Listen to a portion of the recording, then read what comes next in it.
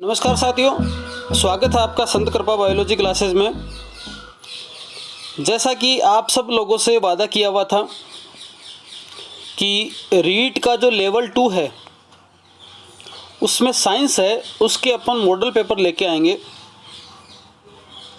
पहले एक बार रीट का आया था एग्ज़ाम का शेड्यूल, तब अपन ने 9 मॉडल पेपर उसमें डाल दिए थे, लेकिन फिर एग्ज़ाम पोस्टपोन्ड हो गया था तो अपन ने एक बार उस कार्यक्रम को वहीं रोक दिया था।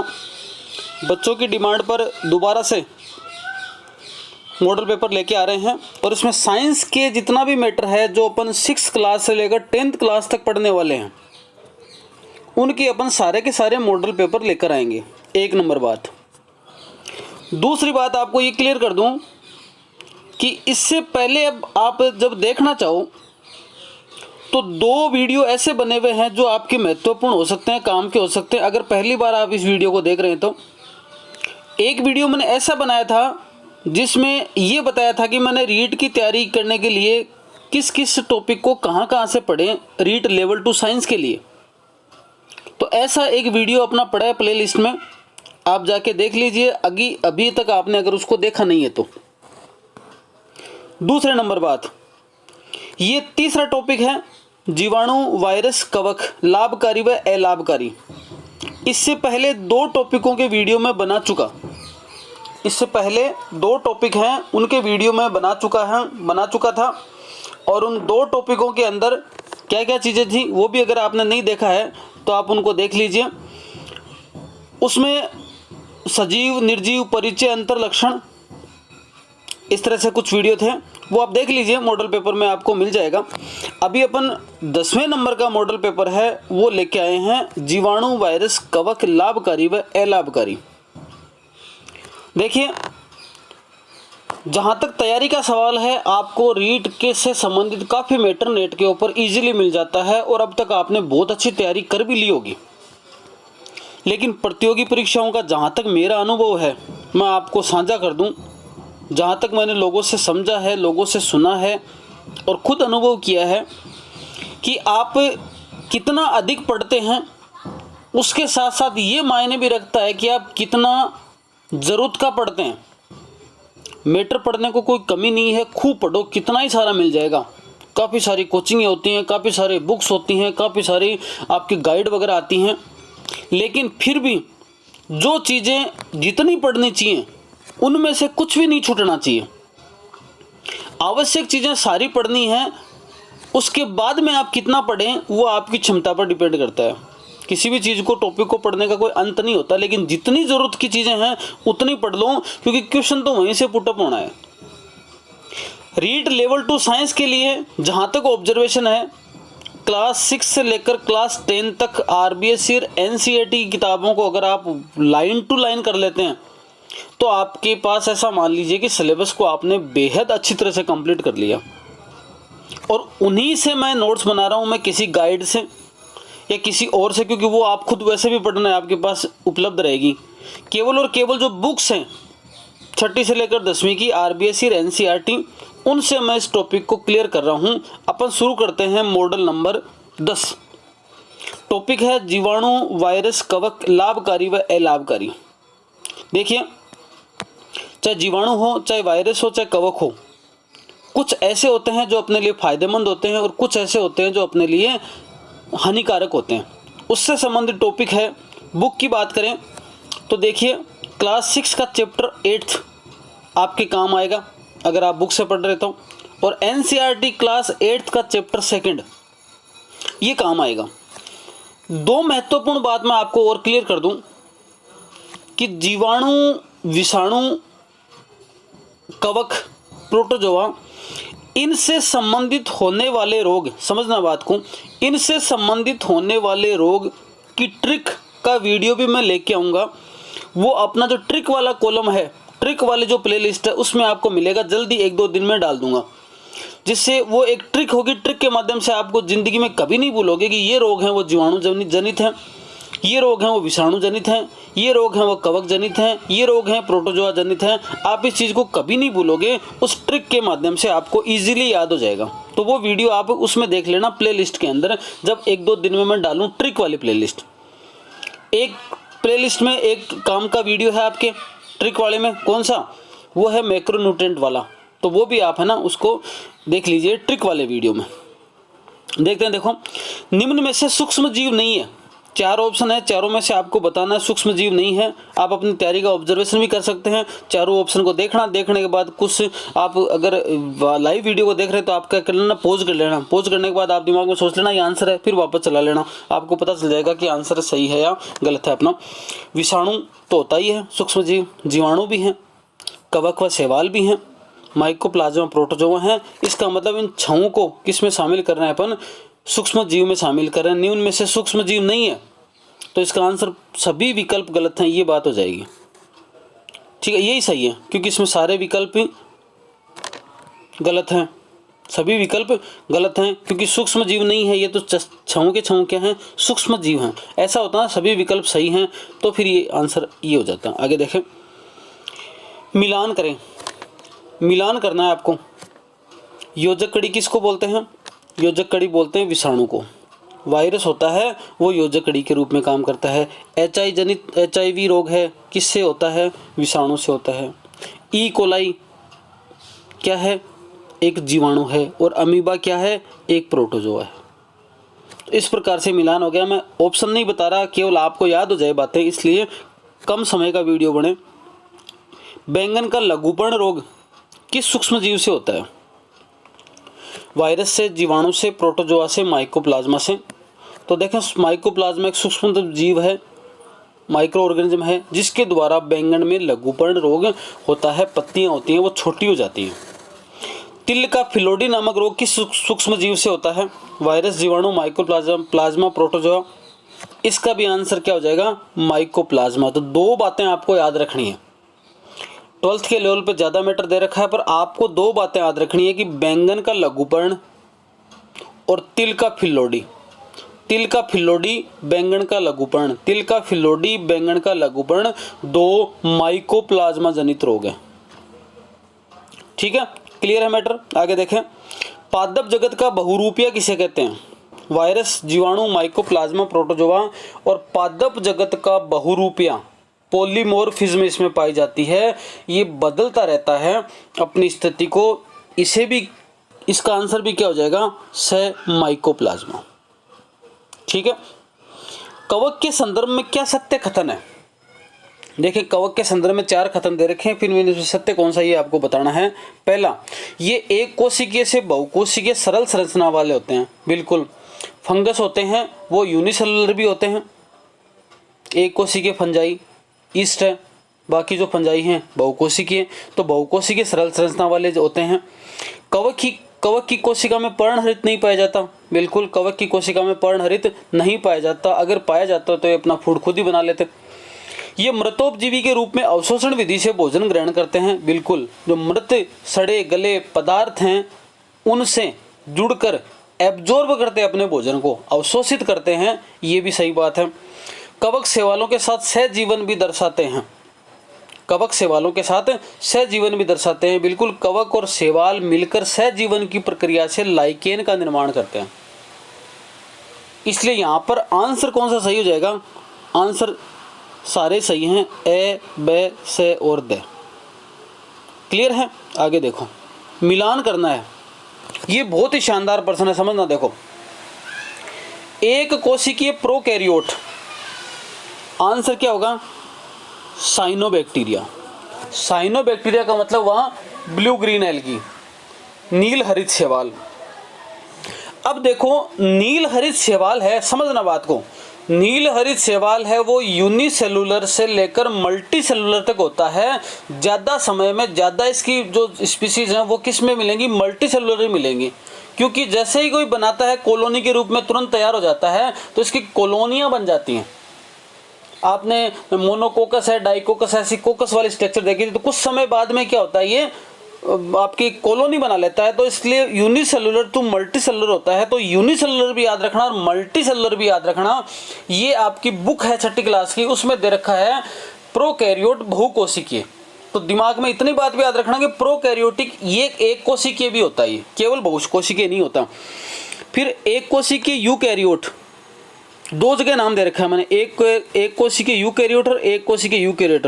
तो एक कोशिकीय यूकेरियोट में दो आधे क्या याद रखना, क्लोरेला और क्लेमाइडोमोनास, ये दोनों क्या है, एक कोशिकीय यूकेरियोट। और फिर बहुकोशिकीय यूकेरियोट कौन सा बच गया, यूलोथ्रिक्स, याद रख लेना। ठीक है, ये वाला क्वेश्चन हो गया।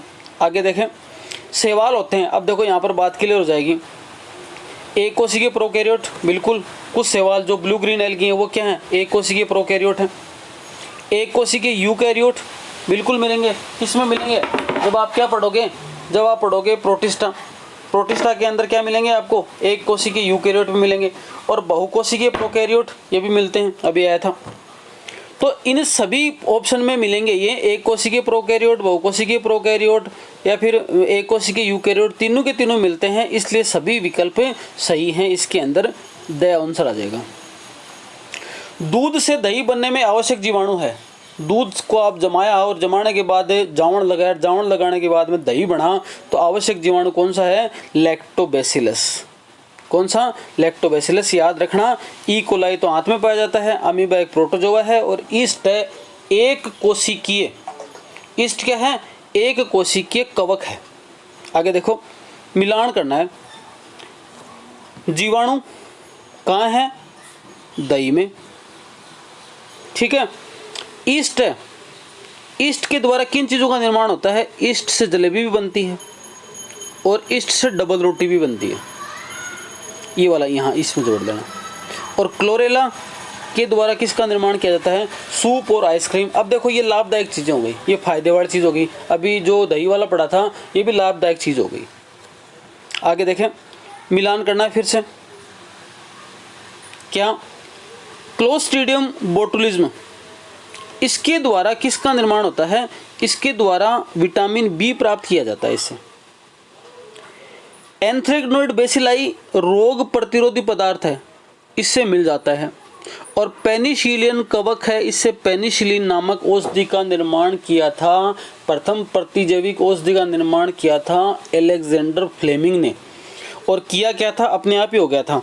वो लैब के अंदर कुछ वर्क कर रहे थे और पता चला कि एक पेट्रिडिस ऐसी थी जिसके अंदर जहाँ पर पेनिसिलिन डेवलप हो गया था और उसके कारण से जीवाणु ग्रोथ नहीं कर रहे थे। ये वाला इसने एक्सपेरिमेंट अपने आप ही हो गया था, तो ये मिलान हो गया आपके। आगे देखें, असत्य कथन को पहचानना है। नाइट्रोजन का नाइट्रेट में रूपांतरण नाइट्रोजन स्थिरीकरण कहलाता है। ये बात तो सत्य है कि नाइट्रोजन से नाइट्राइट या नाइट्रेट बनना क्या कहलाता है, नाइट्रोजन फिक्सेशन कहलाता है। दलनी पादपों की जड़ों में नोड्यूल पाए जाते हैं, बिल्कुल दलनी पादप हैं उनकी जड़ों में मूंग है, उड़द है, मोठ है, इनकी जो जड़ें होती हैं इनके अंदर क्या पाए जाते हैं, रूट नोड्यूल्स पाए जाते हैं। इन रूट नोड्यूल्स पर राइजोबियम जीवाणु पाए जाते हैं, ये बात भी सही है। इस रूट नोड्यूल पर क्या पाए जाते हैं, राइजोबियम जीवाणु पाए जाते हैं। और राइजोबियम सहजीवी संबंध नहीं रखते, ये बात गलत है। राइजोबियम है लेग्यूमिनेसी प्लांट कुल के, लेग्यूमिनेसी कुल के जो प्लांट है उनके साथ क्या रखते हैं, सहजीवी संबंध रखते हैं। सहजीवी ऐसा संबंध होता है जिसमें दोनों प्रजातियों को फायदा होता है। तो इसका जो आंसर है वो डी आ जाएगा। ये बात सही नहीं है, ये असत्य कथन है, सहजीवी संबंध रखते हैं। आगे देखो, जेंथोमोनास कैम्पेस्ट्रिस सूक्ष्म जीव का उपयोग होता है। जेंथोमोनास नाम का जो सूक्ष्म जीव है उसका उपयोग किस में किया जाता है, उसका उपयोग किया जाता है टूथपेस्ट बनाने में। जो टूथपेस्ट बनाने में एक बैक्टीरिया काम आता है जिसका नाम है जेंथोमोनास कैम्पेस्ट्रिस, जेंथोमोनास कैम्पेस्ट्रिस। आगे देखें, निम्न में से जीवाणु जनित रोग नहीं है।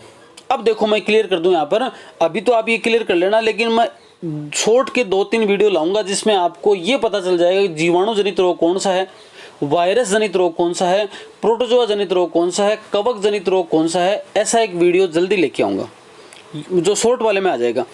अभी तो आप बताएं, निम्न में से जीवाणु जनित रोग नहीं है। टीबी जीवाणु जनित रोग है, टिटनस है ही, हेजा है ही, तो क्या आंसर आ जाएगा, पोलियो एक वायरस जनित रोग है। नींबू का कैंकर रोग है, नींबू में कैंकर रोग लगता है, किसके कारण से, ये भी क्या है, प्लांट के अंदर जीवाणु जनित रोग है। आगे देखें, भिंडी का पित्त सिरा मोजेक रोग है, भिंडी का पित्त सिरा मोजेक रोग, मोजेक जहाँ तक वर्ड आता है ना तो वायरस से संबंधित ही होगा, ये होगा वायरस जनित रोग। क्या आ जाएगा, वायरस जनित। आगे देखो, मिलान करना है। शीतलन का मतलब क्या हुआ, जैसे पता चल रहा है शीतलन का मतलब फ्रीजिंग, फ्रीजिंग का मतलब ठंडा करना, तो क्या है, कम तापमान से रोगाणुओं को मुक्त करना।